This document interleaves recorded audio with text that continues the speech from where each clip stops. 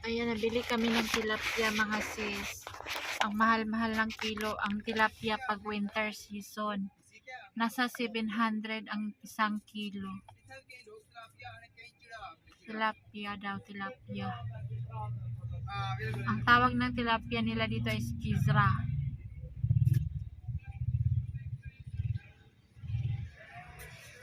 Ilang piraso kaya nabili kami ng 2 kilo. Kasi doon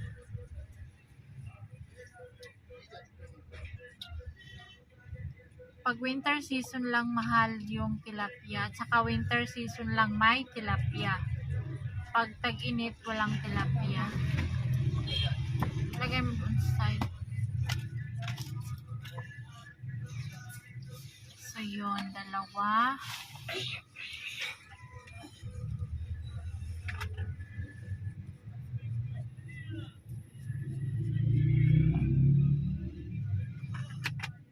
Grabe, punas-punas siya sa damit niya, oh. Mikas-mikas na yung isda.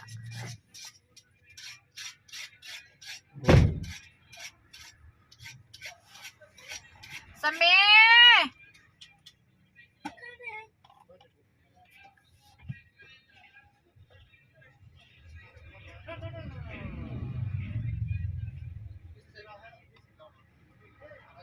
Tanggalin daw yung ulo. Huwag daw tanggalin ang ulo.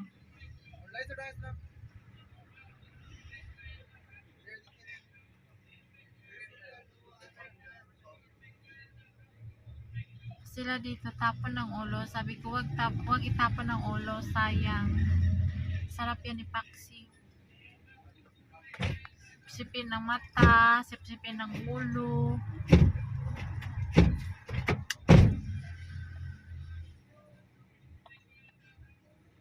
Kamu Sami? Kitne piece? Char? 4. Ala. 4 pieces lang ang 2 kilo. 1,500. Ayun lang kami nakabili ng isda. Kasi minsan lang kami makakita ng tilapia. Ayoko yung isda sa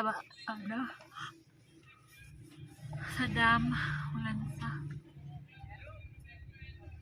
4 na piraso, 1,500 rupees. Ang 1,500 rupees, divide nyo sa 5, yun sa piso. Yun. Linisan niya. Hi! Mabuhay! O diba? Happy New Year everyone! Tilapia lang tayo ngayon at saka balat ng manok. Diba? Balat ng manok na may sibuyas saka suka. It feels Philippine food. It feels ang bango-bango ng suka. O diba? Dito sa Pakistan, tinatapon na to, pero hinihingi ko, guys. Sabi nila, ano kayang klaseng babae ito? Kumakain ng madumi. With ginataan, paksiw na tilapia with my eggplant from my garden. O, diba? Fresh from the farm ang aking sili. Sila Elias, diyan kumakain ng mga ses, paksiw. Prito yan sila.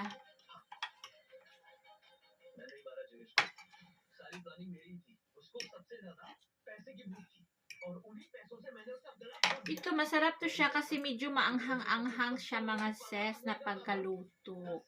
Ilagyan ko ng isang dakot na sili.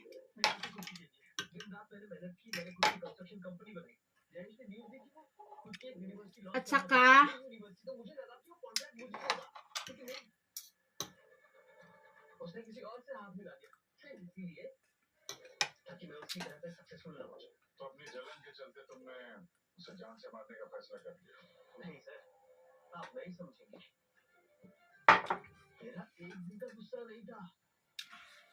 Hi, Ma'am Sandra Arelas from Birmingham, UK. Mr. and Mrs. Han and Sandra. Kain po.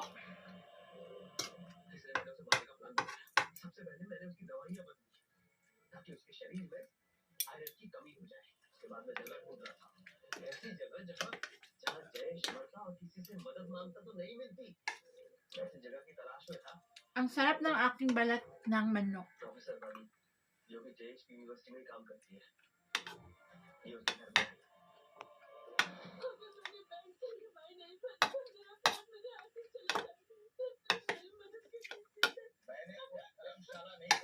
May bisita ako, sila Daniela at mama niya. Ito yung ulam namin, balat ng manok. Ito lang talaga yung naluto ko. Walang ibang ulam. Nagustuhan din naman nila kasi Pinoy food.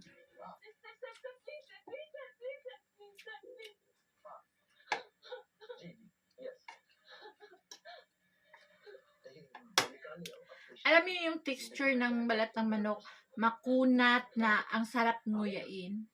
Yun.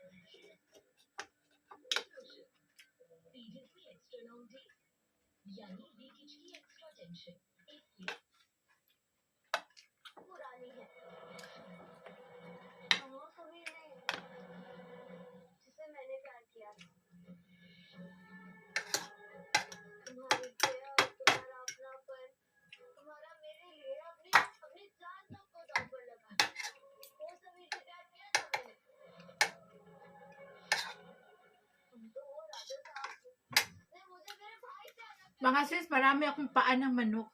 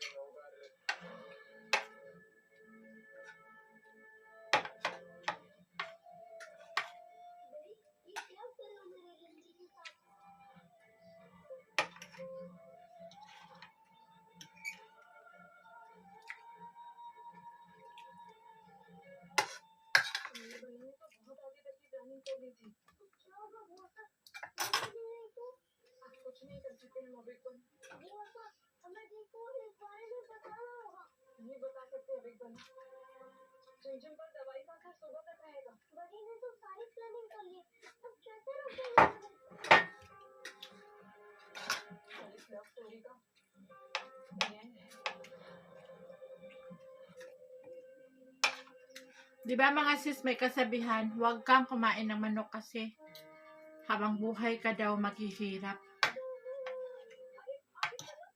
Iyon nga ang kadalasang kinakain ng mga Pilipino pag New Year, maihanda, lechon manok, o di kaya fried chicken.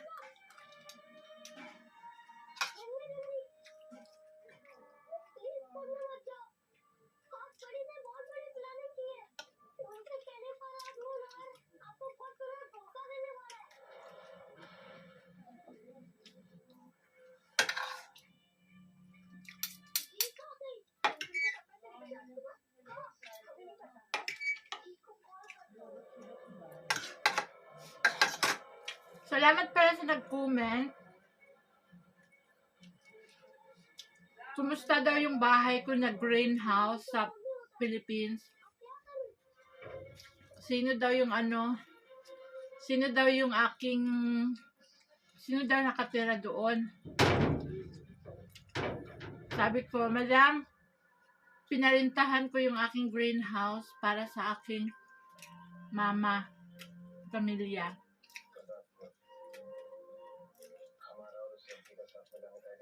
Sa kanilang pagkain.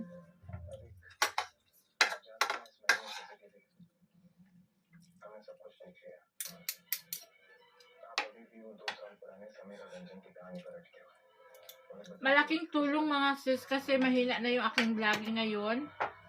Hindi na ako nakapagpadala sa kanya monthly. Kaya yun na lang.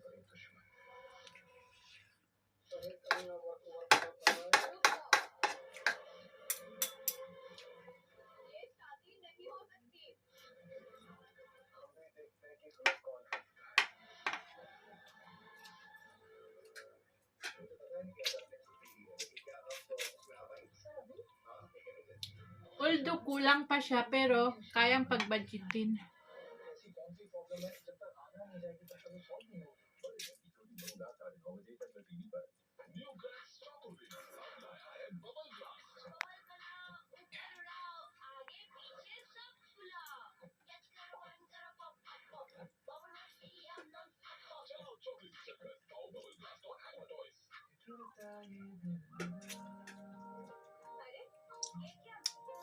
Gusto ko nga palagyan ng second floor.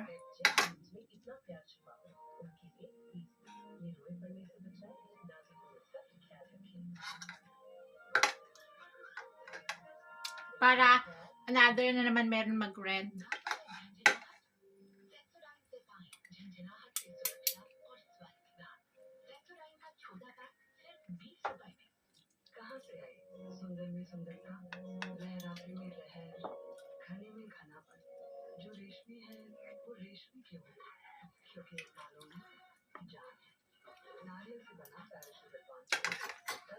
Kasi si Lenlen, yung kapatid ko, nag-i-enjoy siya sa pag-aaral. Pabalik-balik lang yun siya, kinder lagi.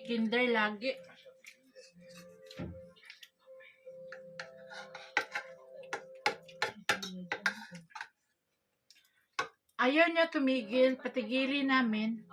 Kasi, ganun din naman yun. Walang mangyayari, hindi marunong magbasa. Magsulat, marunong.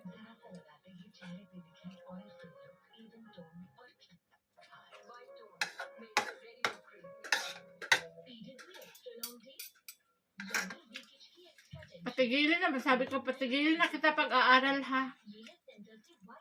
Video call kami. Ayoko. Kasi marami na akong friend doon. Marami na daw siyang friend.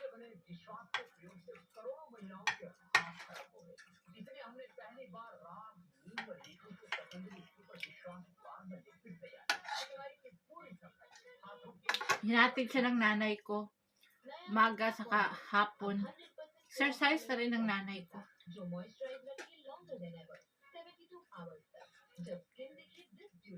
Although kahit tiguang na siya.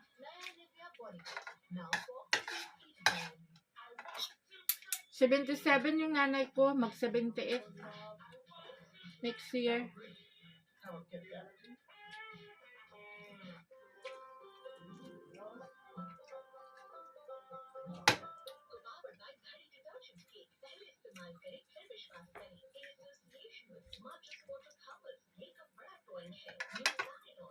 See hi. See hi. Tago-tago ka pa ha. Hi dito, hi. Dali na. See hi ba? Nakita yung kamay mo. Kang ano-ano dyan.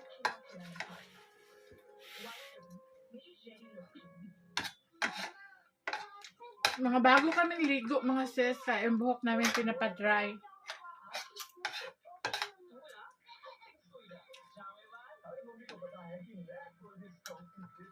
Ang puti ng mukha niya dito lang.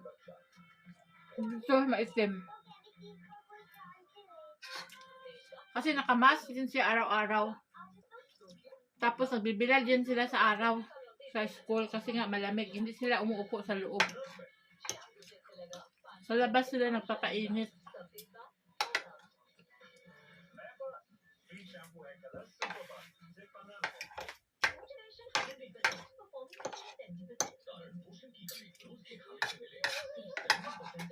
Anong grade mo na ngayon, Mayra? Mag-grade 9 ka na, no? Lilipat na yan siya ng school. Sa March. Sa girls' school.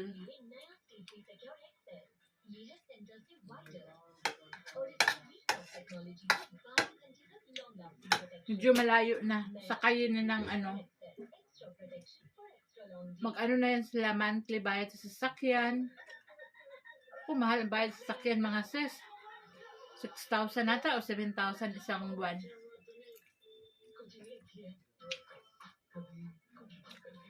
Bayad pa sa eskwelahan.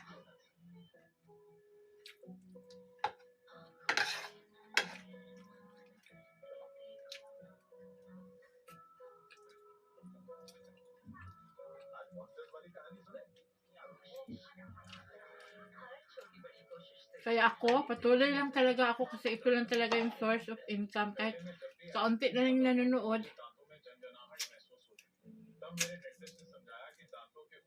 Patuloy pa rin sa buhay.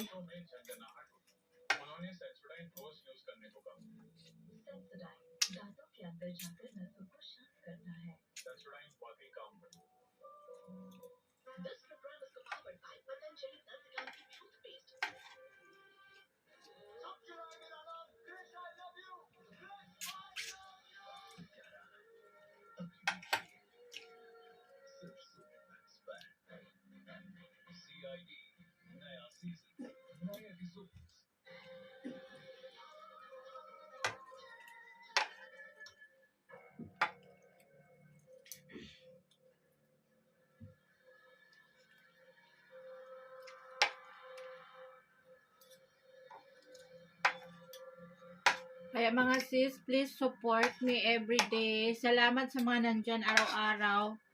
Nakikita ko kayo sa comment section.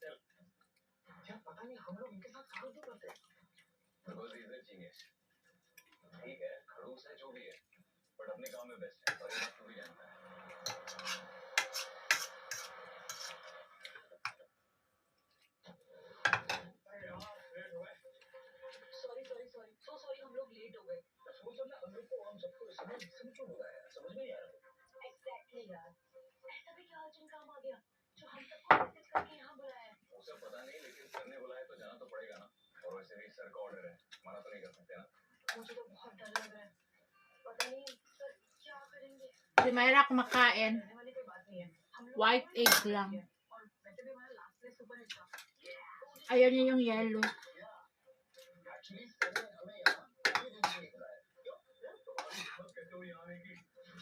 Ako, favorite ko yung yellow.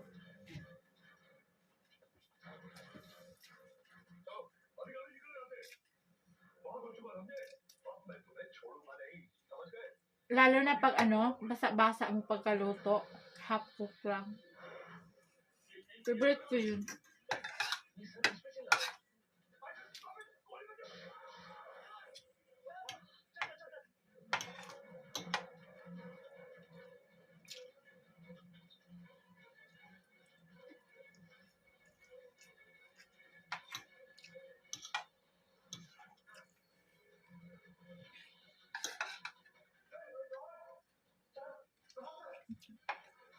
Nagpaksiw ako, 1 piraso lang.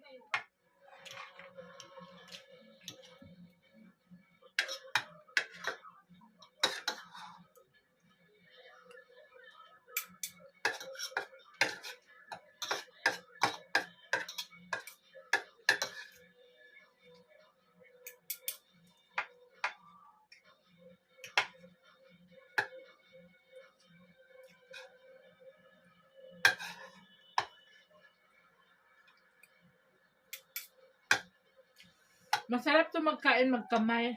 Kaso, malamig pag maghugas ng kamay. Kutsara na tayo ngayon. Naglaba kasi ako kanina. Sobrang lamig yung tubig.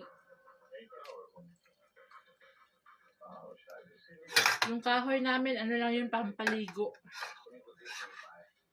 Saka panghugas plato. Ang aking sister-in-law. Pero pag sa akin sa kusina, hindi umabot dito yung mainit. Doon lang sa kabila. Igib-igib lang ako.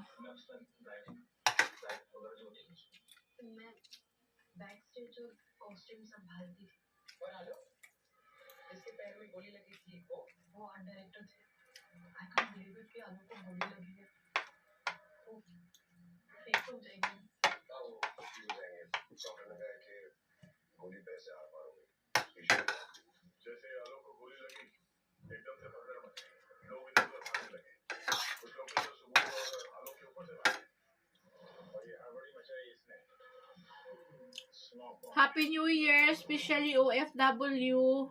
Mahirap ang buhay. Malayo sa pamilya, pero laban lang mga sis. Kaya tayo nag-BPS para sa ating mga anak, diba? Ano mang hamon araw-araw sa buhay, kaya natin.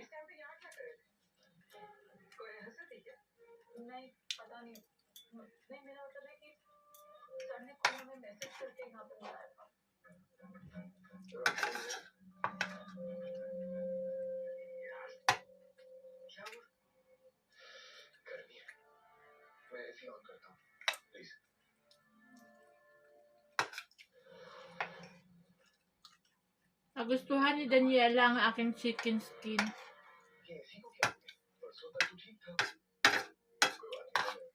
Kasi binabad ko siya sa mga lemon, ganyan mga ingredients.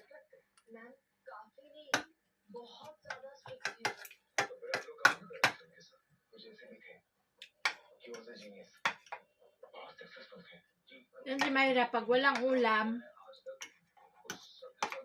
pritong itlog talaga siya.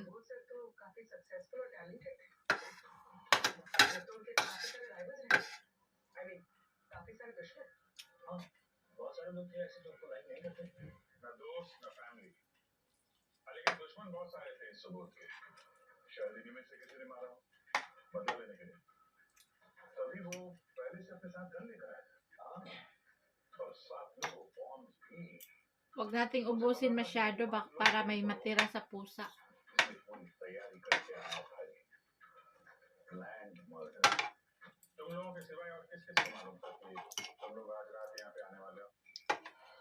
Malaki pa rin to para sa aking mga maraming pusa.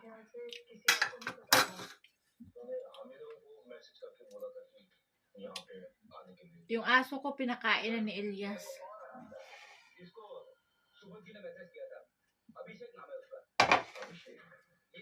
Thank you for watching. Salamat from the bottom of my heart. Nandyan kayo, nakakain pan kami. Thank you so much. Salamat, salamat. Ay, grasya. Excuse me. Advance Happy New Year or Happy New Year, everyone. God bless and love you all.